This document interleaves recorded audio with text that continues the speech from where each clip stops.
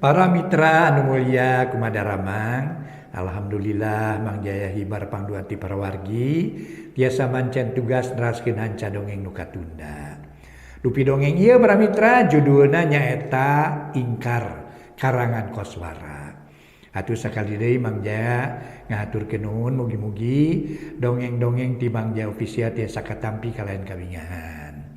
Para mitra anu mulia nu sami-sami ngabandungan dongeng nuju dihancak ku Mang Jaya Ingkar karangan Koswara ayeuna nincak bagian ke-8. Hatur nuhun para mitra nu panosna subscribe sareng locengna. Nu teu acan ditoel we para mitra, margi eta mah kangge perbendaharaan Mang Jaya nya.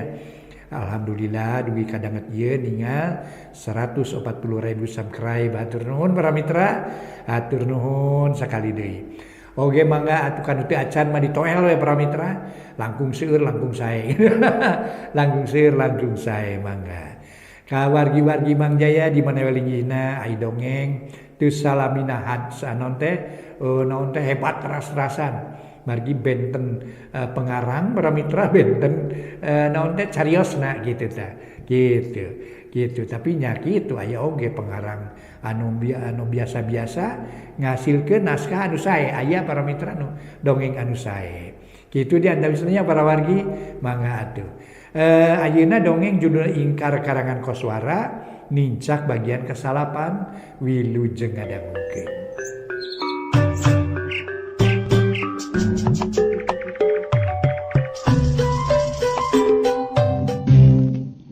Para mitra anu mulia, wilujeng tepang dangu sareng acara matuh dongeng enteng pangbeberahmong. Mang Jaya saparakanca bade neraskeun hanca dongeng nu katunda carios nyambung judulna nyaeta Ingkar. Ieu dongeng karangan Koswara ayeuna nincak bagian ka saberiji para wargi sadaya ka-8. Para mitra kaum dangu, teuh dina akhir bagian ka-8 urang sami-sami ngabandungan. Yen para mitra sadaya tos ngawican tarung antawis Nyi Kancanawati sareng hiji tokoh anu memang nulungan ka Nyi Ita. Saha ieu tokoh nu nulungan ka Nyi Ita mangga urang sami-sami hanca tos ngawitan. Sapeupeting Nyi Kancanawati teu sare gawena mujasmedi di kamar panyepen. Hayang nganyahoankeun ngeunaan saha-sahana nu nulungan ka Nyi Ita tetep poekeun taya kelemeng-kelemengna acan. Saumur nyunyuhun hulu bari nyamat bangsa lelemat lelemut bangsa dedemat dedemit kakara ayeuna manehna ngalaman kajadian. Perhatianana ayeuna kumanehna dipusirkeun ka Nyi Ita pamikirna mun Nyi Ita teu buru-buru dikanyahoankeun, teu buru-buru dipaehan yakin bakal bahaya ka hareupna. Lantaran Nyi Ita nu geus nyahoeun kana kaayaan dirina tangtu bakal ngucah ngaceh, bakal loba carita kanu nulunganana. Tangtu bakal mukarusiah ngabejakeun kalakuan diri Kancanawati jeung Ki Saptaseta. Lantaran pikiranana dipusirkeun ka Nyi Ita nepi ka pamaksudan nu ti heula hayang leuwih lila babarengan jeung nana kumanehna dibolaikeun. Najan sono keneh najan can bener-bener wareg silih ucapkeunna, silih cacapkeunna kabungah ka sono. Tapi pamikir Nyi Mas Kancanawati urusan Nyi Ita leuwih penting. Nya supaya jongjona pikeun narekahan soal Nyi Ita mangka jangnana kudu buru-buru ninggalkeun manehna. Mun jangnana aya keneh di pamatuhanana sok sieun awal akhir, jangnana teu bisa sarusia. Mun jangnana geus gembleng bener-bener pipikiranana, moal henteu jangnana bakal nerangkeun kaayaan eta tempat, nerangkeun kalakuan manehna salila ieu jeung jangnana. Eta sababna harita sanggeus lila paduduaan bari silih simbeuh kumadu kanikmatan ngeunaan pamaksudan itah mulang ka jangnana ku Nyi Kancanawati diterangkeun harita ditepikeun. Nana, najan kuring sono keneh tapi kulantaran kuring karunya ka kabogoh anjeun. Nu ngaran Wulan mangka poe ieu kuring ngajulungkeun ka anjeun pikeun sagancang-gancangna mulang ti dieu. Mulang jangnana nu geus wareg aya dina pangrungrum Nyi Kancanawati dititah balik ngadon kerum kawas nu hoream bae. Bener bahwa sagancang-gancangna Wulan ka dieu leuwih gancang leuwih alus bakal ditamaan ku kuring.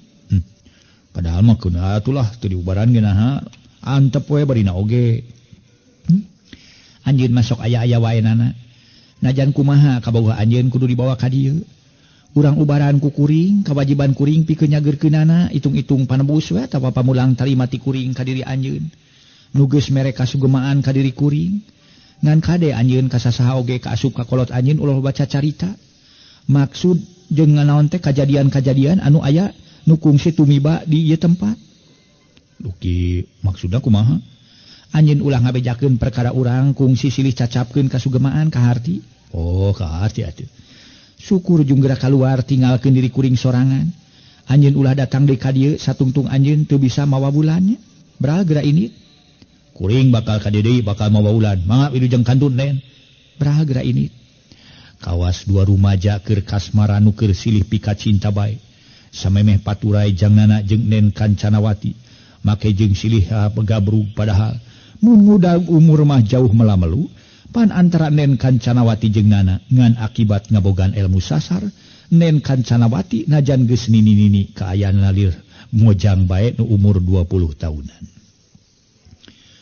badarengse sosonoan bari silih galentoran sakali deui jang Nana pamitan jung nangtung muru lawang panto anu pantona meunut dijajabkeun ku Nyi Kancanawati nepi ka lawang panto basa panto dibukakeun breh di luareun kamar nangtung Ki Saptaseta jang Nana ngareret ka Nen Kancanawati bari pokna kuring balik teh jeung Ki Saptaseta bener lantaran mun teu dibarengan ku Ki Saptaseta anjeun bakal kapahung moal apal jalan tapi mun dijajabkeun mah sajabati moal kapahung teh di jalan ge moal loba gangguan we engke mun anjeun geus ka dieu deui bakal apal jalan nah mah kudu dibaturan segala moal kuring mah moal kapahung apa pokona mah jalan ka dieu mah jan aspal nu leucir jeung lega mun kitu nyorang leuweung nu rembat atawa nyorang pasir nu gurawes nyorang jungkrang nu lung kawing cangtu kuring moal apa pokona anjeun kudu dijajabkeun ku Ki Saptaseta anjeun ulah nawar hal eta geus jadi kaputusan ti kuring nya ari kitu naon mah teu naon atuh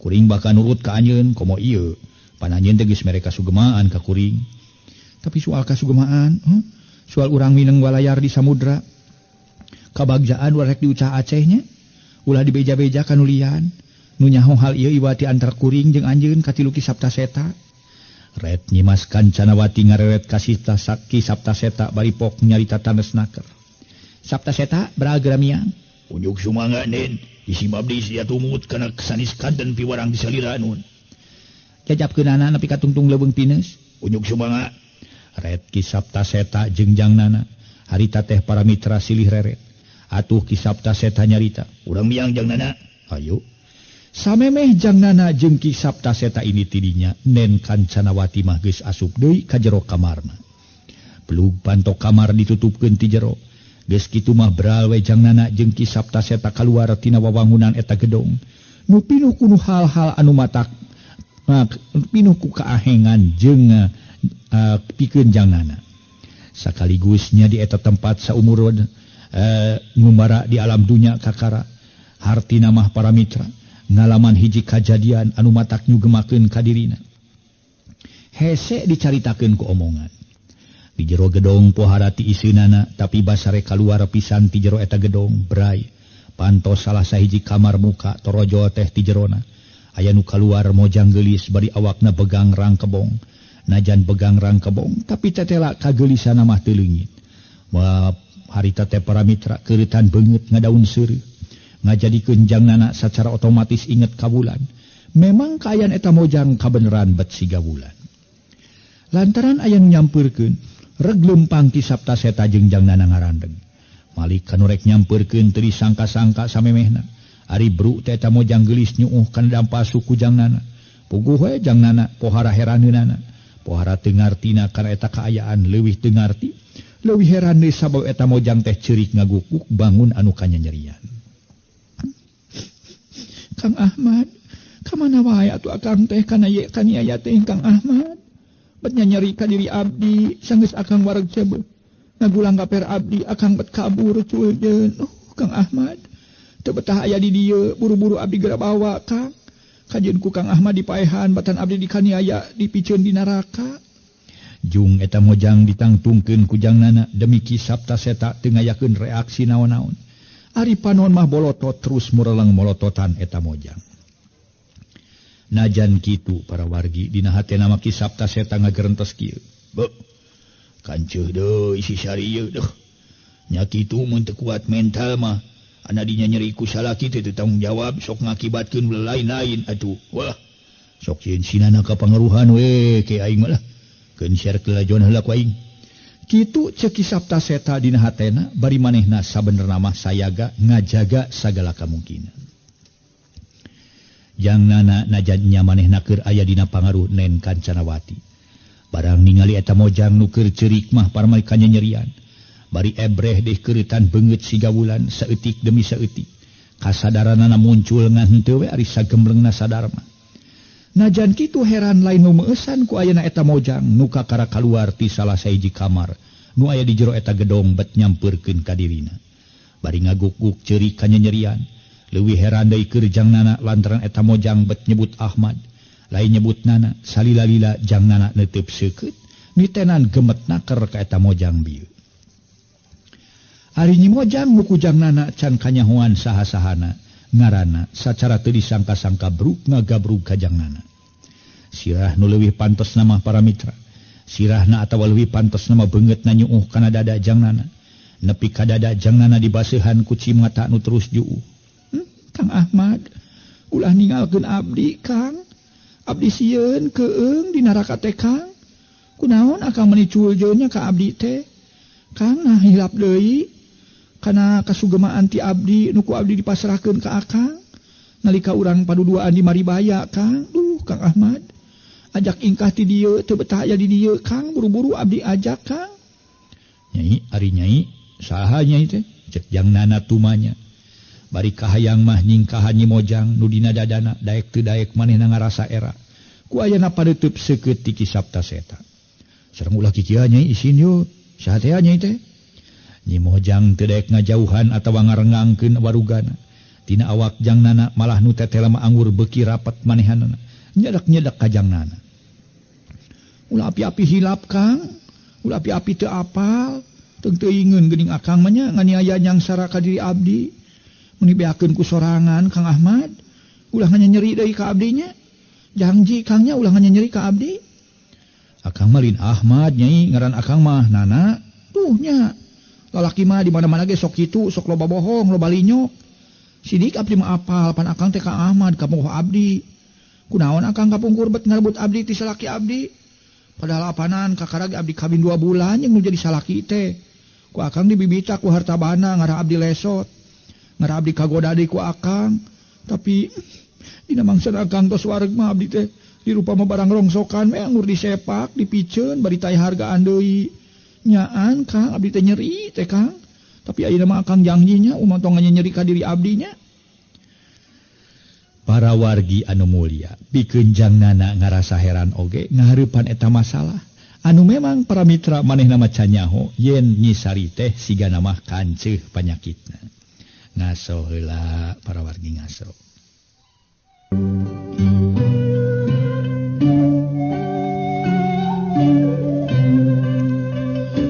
Para mitra sadaya, jangnana haritanya nyari nanya ka Ki Saptaseta. Ki Sapta, kunaon ieu teh?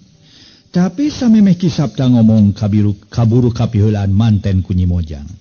Nu harita nyarita sarta ngalesotkeun rangkulan jangnana. Ngomong bari tutunjuk ka Ki Saptaseta. Saptaseta sia kurang ajar. Dasar balad setan Kancanawati sia. Kunaon sia make mamawa ka bogoh kuring rek dibawa ka dieu sagala Kang Ahmad teh. Kumaneh teh ha? Aneh Ki Saptaseta tenangna keur ngomongna.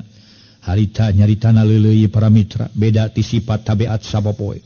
Jari engga geura kalebet angurkeun Kang Ahmad badi tamu teu laku akang sakedap. Sok geura ka jero. Mung sia kurang ajar. Aing mah yang balik. Sangeuk sia di dieu lila-lila oge da geuning lain di ubaran. Nu nyata mah aing rek aing nyaho rek dibadalkeun rek dipake tumal sia. Sok ka mana wae nyai mah tu nyarios teh. Yuk akang urang jajabkeun ka jero kamar. Gap Ki Saptaseta rek newak leungeun Nyi Mojang nu ngaranna can kanyahoan. Nu ngarannya kanyahoan geuning Nyi Sari. Tapi barang kepigulang Nyi Sari dicekel ku si Ki Saptaseta gancang dikajetkeun deui. Bari ngahaok nyentak. Montong cekal-cekal sia kurang ajar. Bagong sia. Halik nikah sia motong mawa Kang Ahmad bari nage. Kang Ahmad rek dibawa ku aing. Sok sia Kang Ahmad rek nulungan aing sia. Montong adegetan aing sia kurang ajar. Nyai sok abak-abakan gitu. Yuk urang kalebat yuk. Plak kita mojang nyabok kana pipi kencak Ki Sapta Seta satakerna. Tapi para mitra nu dicabok mah katangan si Ganu teu amak teu naon-naon malah anggur nyerenge seuri. Hehehe. Mage cubak cabok sagala tuh Nyai geulis. Pawaing si aing ka dia si Sapta. Teu kudu dipiwarang Nyai tos waktosna mah. Nyai bakal diajabkeun muli ayeuna mah. Kang Ahmad ditambut heula. Yuk Nyai urang kalebat heula. Kepleungeun Nyi Sari dicekal ku Ki Sapta Seta sarta maksudna marek dianterkeun ka jero kamar paragina. Tapi teu ku hanteu Nyi Sari amuk-amukan nyabok tea nyakar tea tatajong tea jeung sabangsana. Nyaksian kaayan eta mojang jangnana beuki tamak kaheran. Najan kitu ari sangkaan goreng mah aya manehna boga sangkaan yen eta mojang teh moal boa nu kaganggu ingetanana moal nyebut Ahmad kadirina. Munjal manu waras pipikiranana kitu panyangka jangnana harita. Demi Nyi Sari terus gegerewekan terus amuk-amukan teh terjalan keluar. Berai pantok kamar Nyi Kancanawati muka. Torojo Nyi Kancanawati keluar bari paneutupna seukeut pohara. Nyi Kancanawati nyampeurkeun ka Nyi Sari jeung Ki Sapta Seta. Anehna amuk-amukan Nyi Sari meureunan gegerewekan oge jempe. Hapunten. Eureun hapunten. Amuk-amukan Nyi Sari eureun gegerewekanana jempe sarta luk tungkul. Kalayan lirih leuleuy bari katangan si Ganu sabar jeung deudeuh pok Nyi Kancanawati ngagalineng nyarita ka Nyi Sari. Nyai geulis anak king urang ka kamar yuk. Kituna teh bari ngusapan si Ganu deudeuhna keur ka eta mojang. Bari anger tungkul eta mojang teh pok ngomong. Ngan lalaunan bari semun ogo dina ngomong, "Bu, geuning teu aya wae Kang Ahmad teh, Bu. Rajeun aya ayeuna teu ngaku teu nyaheun ka Nyi Sari. Eta mah sanes Kang Ahmad Nyai, tapi pameget sanes Kang Ahmad mah nuju nyaba kanu tebih. Ki oge tangtos bakal sumping mapageun ka Nyai ka dieu. Yuk urang ka kamar yuk anaking yuk." Sari ungeuk geus kitu mah daekeun diajak ingkah ti dinya. Sup dibawa ka kamarna bari basa manehna asup ka jero kamar Sari. Nen Kancanawati ngalieu ka tukang kapalebah Ki Sapta Seta. Jeung jangnana nu masih kene aya di lawang panto bari pokna. Nam geura miang Ki Sapta. Nana, bral geura mulang. Bulan sagancang-gancangna kudu dibawa ka dieu nya. Mun diengke-engke aya bahan leuwih parna ripuhna, geuringna. Unjuk semangat Nen. Dikandun Nen. Dig. Sup ka jero kamar bari nungtun Nyi Sari kek maranehna diuk dina bibi ranjang. Dina waktu bareng harita Ki Sapta Seta kalayan dituturkeun ku jangnana geus kaluar ti jero eta wawangunan gedong. Pohara ngagebegna pohara herana keur jangnana. Lantaran nu kamari asup ka hiji taman hareupeun imah gedong. Bari jalanna oge jalan aspal lega jeung leucir. Ayeuna kabuktianana kitu kabuktianana kitu. Pasalia jeung naon nu manehna basa datang ka dinya katempo. Najannya buruan imah aya jalan, tapi jalan taneuh biasa bari kenca katuhun remet kurungkun saliara jeung kirinyu dipasieun ku sinyoh nakal. Demi keur nyacapkeun kapanasaran sajeroning leumpang ngagerendeng ngarendeng Ki Sapta jeung Ki Sapta jangnana pok tumanya. Sapta, bet beda teh nyoan kuring ti heula jeung ayeuna. Beda kumaha? Tema Ki Sapta bari malikeun tumanya. Nya beda pohara ti heula mah jalan teh nu ditincak teh jalan aspal tul herang jeung leucir pikaresepeun. Ayeuna mah geuning jalan taneuh biasa. Nya kitu deui katuhun jalan. Baheula mah pelak-pelak kekembangan warna-warni. Meninari kana ati mata pikaresepeun. Ayeuna nu nyata mah sinyoh nakal, rungkun saliara rungkun kirinyuh jeung ieu bayona. Heran kuring teh puguh ge. Sugan anu bisa nerangkeun mah anjeun. Naon sababna bet kaayaan kieu? Urang bari leumpang ngobrolna na. Mun bari luna geraneg dila tepi sedeng kuring loba pagawean. Nya teu naon bari leumpang anu penting mah anjeun ngobrol ngadongengkeun lalakon di dieu. Jangnana nu bieu ngaraneg heula teh saterusna maleumpang deui mapae jalan ka kalerkeun.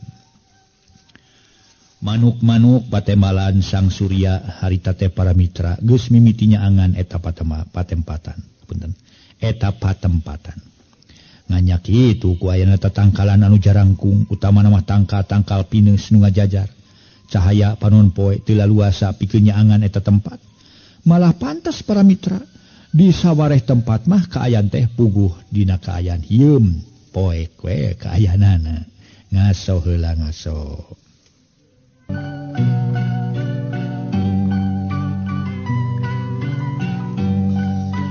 Para mitra sadaya harita para wargi sadaya anu namina Ki Sabta Seta jeung Nana keur ngarobrol malah nerangkeun Ki Sabta Seta kaayaan di eta tempat. Pangna tetenjuan anjeun ti heula jeung ayeuna beda. Hayeul lantaran ti heula anjeun ka dieu dibawa ku bangsa siluman. Nu katelah nyimas layang sari. Jabati kitu pangna jalan jeung ieu leuweung Pinus disangling jadi sigar patamanan teh. Daya lian supaya anjeun teu baha dibawa ka dieu supaya anjeun nurut kana karep jeung pangajakna nyimas layang sari. Kitu paingan atuh. Di mana pamatuhan nyimas layang sari teh? Keur bangsa lalemut bangsa dedemit mah teu susahnya matuh nana ngan mimineng namah matuh nanti di Warudoyong sisi Walungan. Sakapeung sok ngancik di leuwih jodo, sakapeung sok matuh dina tangkal kai gede. Nya mimineng namah datang ka dieu mun tanagana jeung pagaweanana diperlukeun ku Nen Kancanawati. Loba jalma nu ubar ka Nen Kancanawati ti Sabta, loba oge ngan loba nama nu ti jauhna pokona mah pokona mah syaratna kudu rek cicing di dieu ku kituna nana mun kabogo anjeun hayang cager kudu buru-buru dibawa ka dieu. Beunang dibaturan ku kuring teu sakabeh nu ubar di dieu ulah ditungguan ku dulurna ku barayana atawa ku sing sabae ge cukup dipercayakeun ka Nen Kancanawati jeung kuring. Bakal cager deui? Bakal pasti cager deui. Kaeran kuring nu kadenge basa tadi keur aya di imah Mang Amud. Sora lalaki pupuntenan jentrenaker kadengena sora aki-aki. Malah apaleun ka Mang Amud sagala tapi naha basa diteang kaluar eueuh eta aki-aki nu aya layang sari nu teu katempo jirimna. Tapi jentre kadenge sorana sora awewe halimpunaker na ka mana aki-aki nu kadenge sorana ku kuring? Harita teh Ki Sabta? Oh, eta mah sora ukur dedengan anjeun wungkulna. Hal eta kapinteran jeung kasaktian nyimas layang sari. Manehna bisa nyiptakeun sora aki-aki nu dipamrih supaya anjeun kaluar. Pokona mah terus ngayakinkeun ka anjeun sangkan anjeun bisa kaluar. Jangnana ungut-ungutan. Tanda nu ngarti najan sanyana mah loba nu teu ngartina. Puguh loba nu matak helok kana pipikiran leumpangna harita beuki jauh ninggalkeun pasir. Geus jauh ninggalkeun wawangunan gedong Nen Kancanawati geus asup ka jero leuweung Pinus. Nu beuki hieum jeung beuki rembet wae anehna najan leumpang geus jauh jangnana teu ngarasa capek saeutik oge. Sanggeus jempe sakedeung pok jangnana muka caritaan deui. Ki Sabta ari awewe tadi nyebutkeun ngaran Ahmad ka kuring saha? Ratnasari ngaranna, Sari Ratnasari. Geuning siga nu kaganggu pipikiranana? Bener, kaganggu pipikiran alatan dia nyeri ku kabogohna nu ngaran Ahmad. Sari Ratnasari nepi ka kitu kaayana teh asalna mah manehna keur pageuh rumah tangga jeung salakina. Ngaranna Ki Sudra nganya kitu gogoda datang. Sari Ratnasari nu pagawean atawa keahlian kana nyinen kagoda ku Ahmad nu ngora keneh tur loba duit. Tapi nya kitu ari geus seubeuh mah cueuljeun. Ahmad kabur ingkar janji. Lancalinci luncat mulang ingkar tina tadi gadang. Tah kitu. Nepi ka manehna nu tadina nyebutkeun rek ngawin teu tulus. Cinekna ukur alus omong pangoloan wungkul. Ngarah Sari Ratnasari lesot di salakina. Terus daek masrahkeun sagala-galana ka Ahmad. Geus seubeuh mah Ahmad teu tanggung jawab. Akibatna parna mikiran milik diri kadar awak. Sari nepi kaganggu pipikiran. Geus ubar ka ditu ka dieu kanu jauh kanu anggang can cager keneh. Nyaku kolotna diajabkeun ka dieu geus 3 bulan ayana di dieu. Karunya teuing nya. Jangnana ngagerendeng ngomong kawas ditujukeun ka dirina pribadi. Geus 3 bulan nya. Jadi ayana di Nen Kancanawati teh kumaha nu ngaran Ahmad sok datang ngalayat? Boro-boro. Malah makayang Ahmad Sari teh supaya geringna terus jadi terus pipikiranana supaya anger. Kelo cek coagna mangarah manehna laluasa ngalakukeun naon bae oge. Ngarah moal tungtutan naon-naon ti Sari nu geus dikakaya ku manehna. Dedeh teuing. Ngora keneh jeung geus ngalaman kapurihan batin jeung kanyeri nu pohara beratna. Kira-kirana bakal cager deui eta moal. Bakal cager deui sarta bakal leuwih tibatan bareto kageulisanana ge. Sorana ge mun geus cager daek nyinen deui bakal leuwih halimpu. Bakal leuwih laku, bakal loba nu mikaresep. Dianterkeun kepada muka Nen Kancanawati ku saha? Ku kolotna ku indung babana. Hanya kitu sakumaha pamarendih ti Nen Kancanawati yen salila can cager ulah dilayat ulah diteang. Engke mun geus cager bakal dijurungkeun mulang kitu. Urang mana? Maksudnya di mana padumukanana kolotna Neng Sari teh? Aja ka kuring moal bisa nerangkeun nana. Eta mah Rusia tuh Rusia perusahaan. Nah pokoknya mau bisa pun lah geus lah tapi kasih sileuweung ieu du jalan desa ngamat ka kulonkeun kuring cukup nepi ka dieu ngajajabkeun anjeunnya nah syukur dijajabkeun nepi ka dieu Ki Sapta engke kuring bakal datang nepungan dunungan anjeun bari mawa bulan ku kuring di daguanya yuk nyajung atuh geus kitu mah para wargi sadaya papisah antara Nana jeung Ki Sapta Seta jang Nana kebat lempang kakulonkeun sedeng Ki Sapta Seta lempang mapai jalan urut tadi sup deui ka jero leuweung pines pikeun balik ka pamatuhanna Enden Kancanawati gedong sigrong nu aya di luhur pasir kiduleun eta leuweung pines malikan carita nerangkeun nu atawa ngadongengkeun kaayaan Enden Kancanawati nu masih kene aya di jero kamar nyiratna sari harita tuh ngaso heula para wargi sadaya ngaso heula ngaso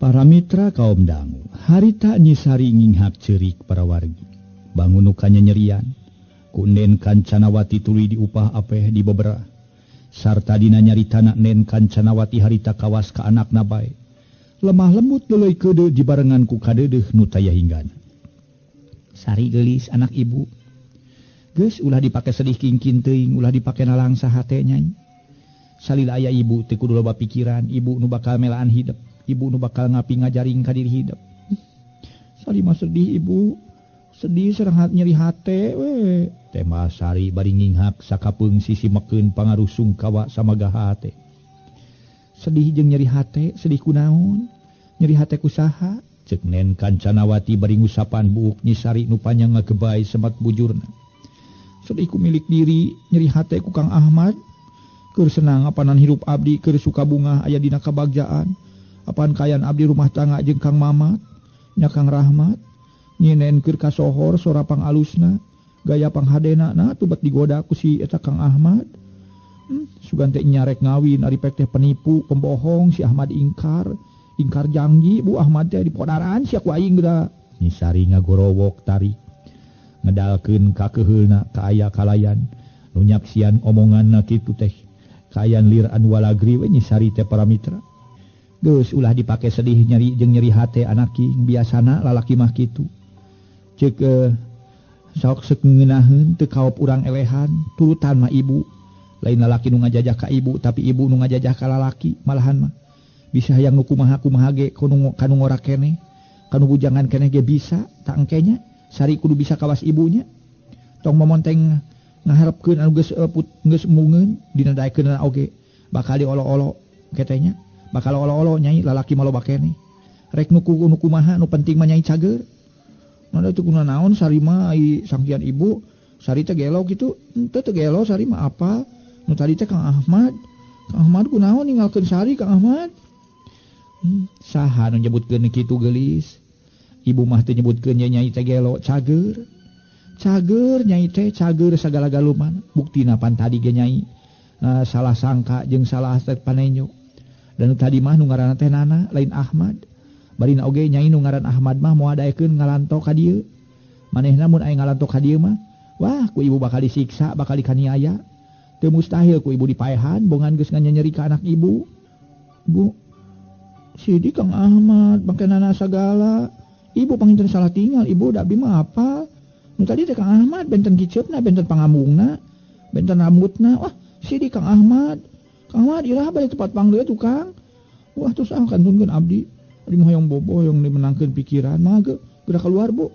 nyatunya syukur ari kitu kaayaan hidupnya sok geura reukeun pikiran hidup nu marudah loba lamunan loba karudat teh anaki mun aya naon-naon bejaan ibu aya di kamar tungtung ngan ulah ka jero nya mun teu meunang idin ti ibu mah Nyi Kancanawati para mitra sadaya nangtung bari neuteub antep ka nyiratna sari waktosna kabujeng seep di para mitra hanyaka rupina urang cekapkeun leuwih ka dieu bae heula carios nyambung nu judulna nyaeta Ingkar ieu dongeng para mitra karangan Koswara dina bagian kasalapan sapunyere pegat simpai paturai patepang deui wilujeng kantun bae kasadayana mangga permios.